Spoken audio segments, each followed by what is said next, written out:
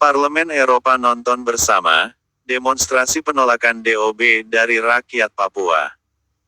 Sekalian menyaksikan kebrutalan militer Indonesia di Papua.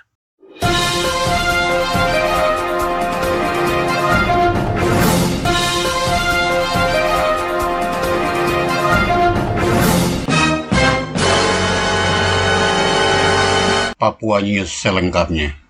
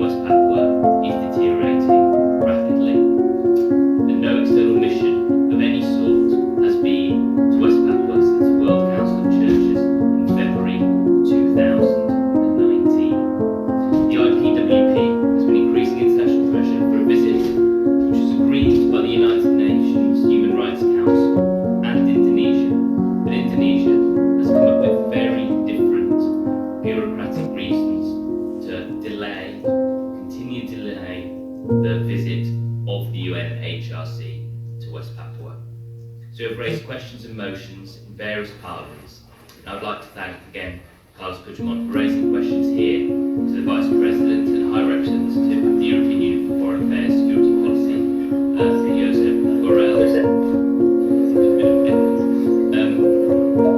where the Vice President Borrell stated the EU encourages Indonesia to allow the UN High Commissioner for Human Rights to visit West Papua and has urged Indonesia to extend standing invitations to all special rapporteurs and mandate holders. This unequivocal statement of support for the visit made on behalf of the EU Commission as the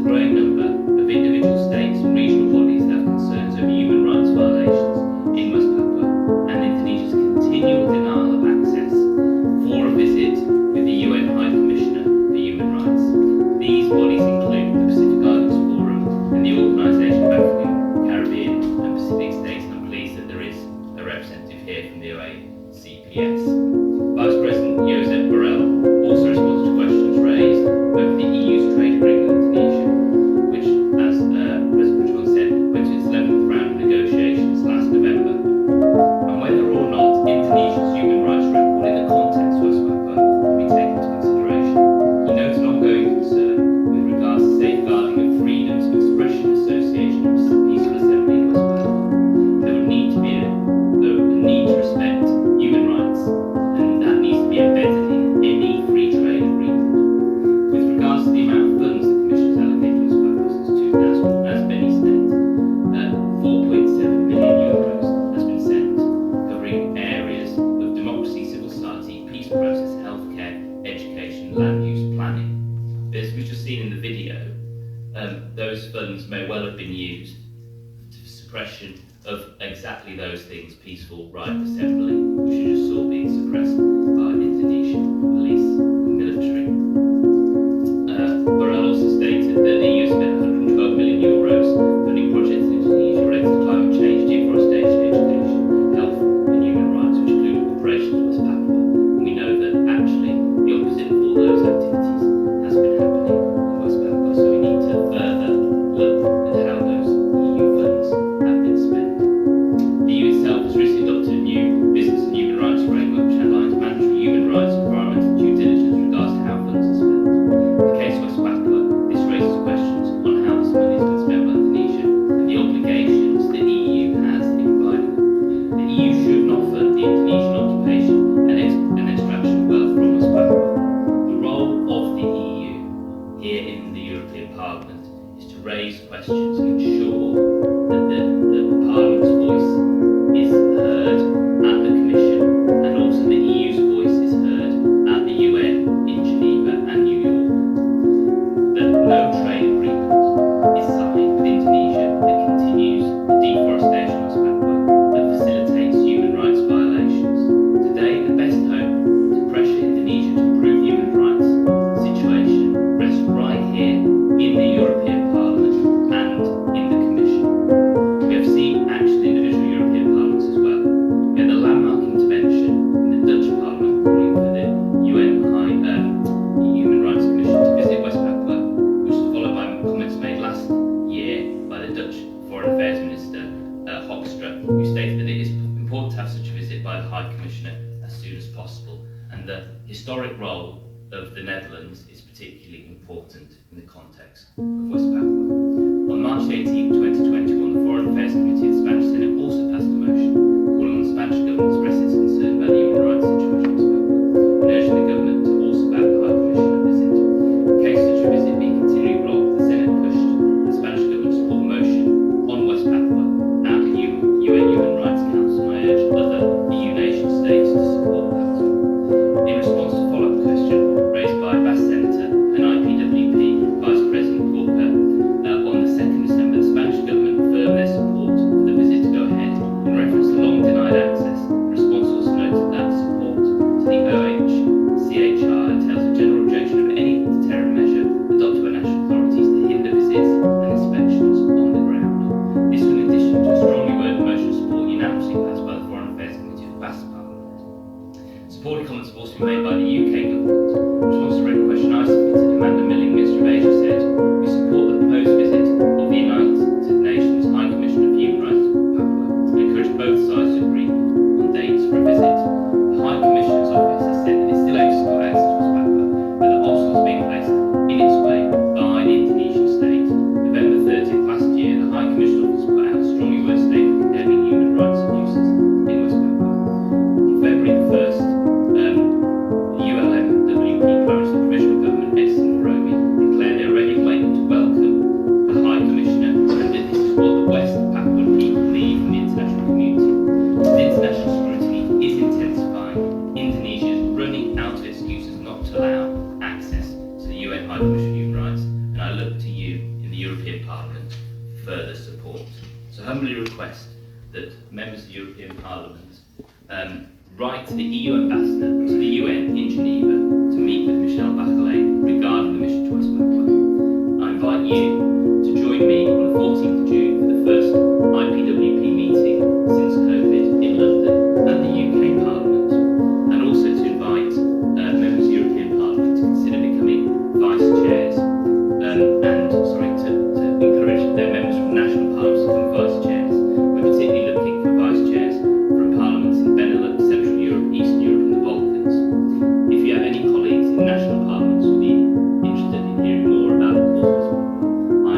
we're willing and ready to meet, as I'm sure as President Kuchuk. We're looking to you for support in this important matter. The European Parliament and the European High Commission are the best hope of securing human rights for the people of West Papua. Thank you. Thank you so much. Now it's the floor is for Joe Biadab. Thank you very much, Mr. Official. I'm Jojo Mehta, co-founder of Stop Ecocide International, alongside UK barrister and legal pioneer, the late Polly Higgins. And I'm bringing in a slightly different piece to this discussion, which is very much connected. Our organisation began in 2017 as a grassroots campaign calling for the recognition of ecocide, mass damage and destruction of nature as a crime. Polly herself is sadly no longer with us, but many more were inspired by her example, and 4 years on we now find ourselves at the heart of a fast-growing global cross-sector movement to support including ecocide under international criminal law alongside genocide and war crimes.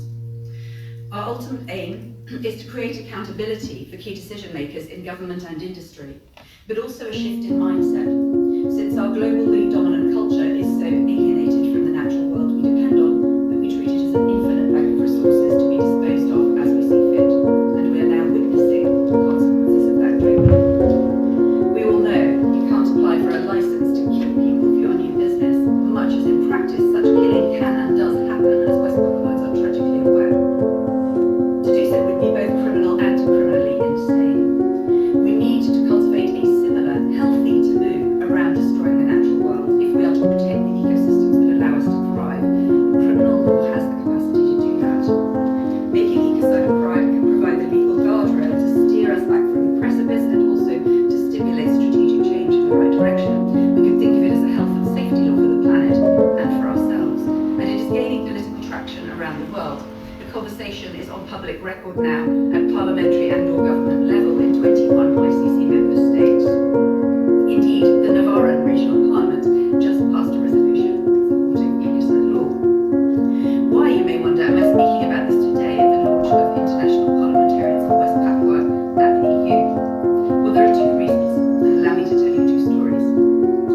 When we launched in 2017, it was to crowdfund the cost of sending Polly Higgins and a small team to the UN in New York, where the International Criminal Court, the ICC, was holding its annual assembly that year. The team were putting on an exhibition and a side event on ecocide in West Papua. As West Papua is home to some of the world's most extensive pristine rainforest, as well as some of the world's biggest reserves of gold and copper, it is no wonder that the subject of ecocide is deeply relevant to the territory. Mines like Freeport have created devastation and pollution on a massive scale. And no wonder that the occupying power covets that territory and will go to criminal lengths to control it. Make no mistake, investing in Indonesian operations in West Papua means supporting severe human rights violations by an armed occupying presence, as our exhibition would show. Our close associates, Forensic Digital Investigation Team, interpret and correlated satellite mapping of abuses, disappearances, and subsequently abandoned villages in West Papua with the arrival of Indonesian extractive ecocidal projects, mines, and palm oil plantations. It was the first time that this correlation had been brought to light, because without the digital satellite evidence, it had not previously been possible to join the dots over space and time, so to speak. And a strange thing happened at the UN in 2017. Whenever our team booked a room for the side event, the booking would mysteriously disappear by the next day. Invitations had to be revised 3 times because of these strange system errors. Still unexplained. Then an even stranger thing happened. Indonesia, which is not an ICC member and therefore did not have the standing to do this, interrupted the plenary session of the assembly to warn delegates that our side event should not be attended and that it was all lies.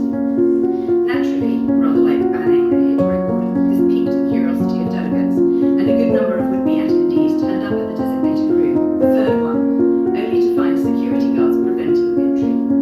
Why might they have been there? We can only speculate. No counter evidence to the exhibition materials was forthcoming. As you can imagine, our solidarity with the West Papuans' desire for self-determination and independence, and our affinity with those Pacific sister nations standing with them, in particular Vanuatu, was firmly cemented at that time. Now let's fast forward to November 2021, to COP26 in Glasgow, where our now well-established organisation put on a series of events around ecocide law and finance, ecocide law and climate justice, ecocide law and sacred guardianship of nature. You name it, we related ecocide law to it because the subject touches all those areas. It's truly cross-cutting in its impact. I spent 2 weeks running from one speaking engagement to the next. But there was one event where I found I wasn't teaching, but learning. And it was the West Papuans' launch of their Green State Vision. Pledging to take decisive action to address the climate emergency and impact of natural resource extraction in an independent West Papua. It sets out commitments from West Papua's government waiting, including making ecocide a serious criminal offence. And please note, this would be the first state to make this the cornerstone of its constitutional makeup, so to speak. Restoring guardianship of natural resources to indigenous authorities, combining Western democratic norms with local Papuan systems.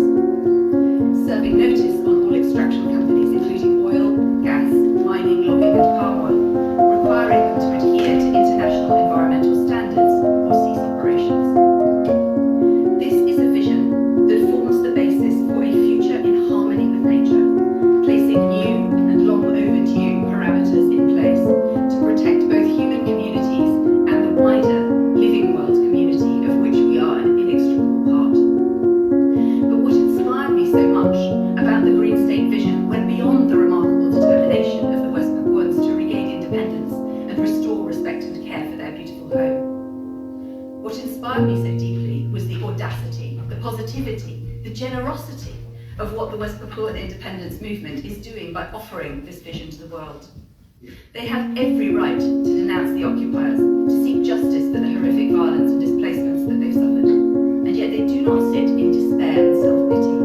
Instead, they have worked together to offer a holistic, practical vision and a genuinely green governance solution to a world that, let's face it, desperately needs a new model. Please, support them in this hugely brave and generous endeavour.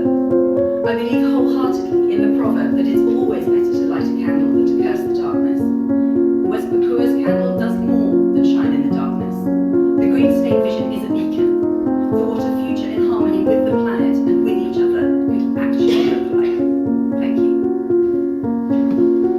Thank you, usual. Thank you very much. And now, our last speakers in the first round, panelists. The floor goes to Ralph Benvano, the leader of the opposition of the Republic of Papua.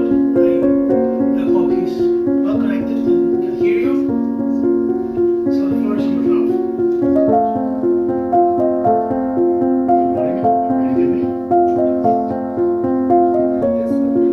Good evening from Papua to the other side of the world. I'm very honored to be invited to be part of this presentation. I'm the leader of the opposition in Vanuatu. Previously, I was foreign minister up until 2020. For the Pacific Islands, West Papua is a long, outstanding issue, and it's a big stain on our region at present. The Pacific Islands region, made up of about 20-something independent states and territories, is probably the last frontier of decolonization in the world. We have a number of non-self-governing territories that are not yet independent. New Caledonia and French Polynesia, for example, are on the United Nations decolonization list. There is a process of decolonization that is unfolding under the supervision of the United Nations. Sekian dan terima kasih. Anda telah menyimak Papua News terkini yang terpercaya, objektif dan independen. Silakan subscribe, like dan hidupkan loncengnya agar Anda menerima notifikasi berita-berita terbaru dari kami. Dan jangan lupa untuk share video ini.